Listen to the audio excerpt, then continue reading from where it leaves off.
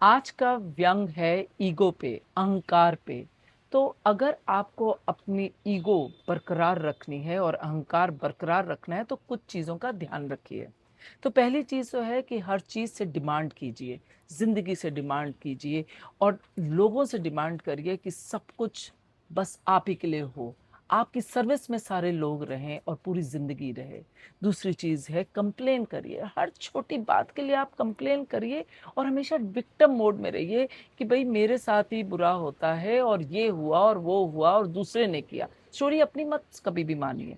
तीसरी बात ये है कि हर बात में एक लड़ाई और एंगर और गुस्सा या दुखी होने की हमेशा एक संभावना खुली रखिए।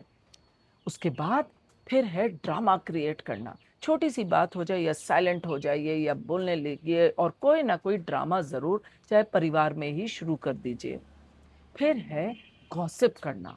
जैसे ही लोग उठ के जाएं तो उनके पीछे गॉसिप करना शुरू करिए, क्योंकि आप तो सबसे अच्छे हैं, आप हमेशा राइट हैं। फिर कभी किसी को माफ़ ना करिए, क्योंकि अगर आपने माफ़ किया तो आपकी तो ईगो खत्म हो जाएगी, अहंकार खत्म हो जाएगा। तो कभी माफ़ी का तो सवाल ही नहीं उठता। फिर आती है बात कंट्रोल की। अब अहंकार है तो क्या फ़र्क पड़ता है कि दूसरा क्या कह रहा है या क्या चाह रहा है।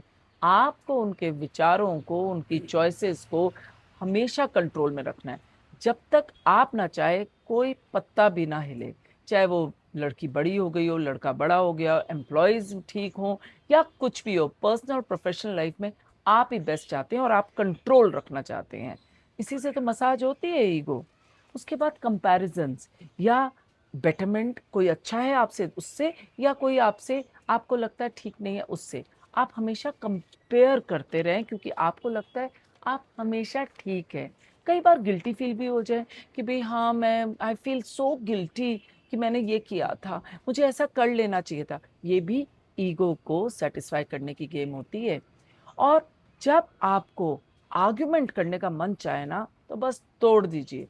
आर्ग्यूमेंट सिर्फ़ जीतने के लिए कीजिए, ना कि कोई नई बात जानने के लिए या कभी दूसरा ठीक हो, वो कैसे हो सकता है? क्योंकि आप हमेशा ठीक हैं और आपकी इन्हीं चीज़ों से, ये आप ध्यान रखिए, आपकी ईगो बरकरार रहेगी।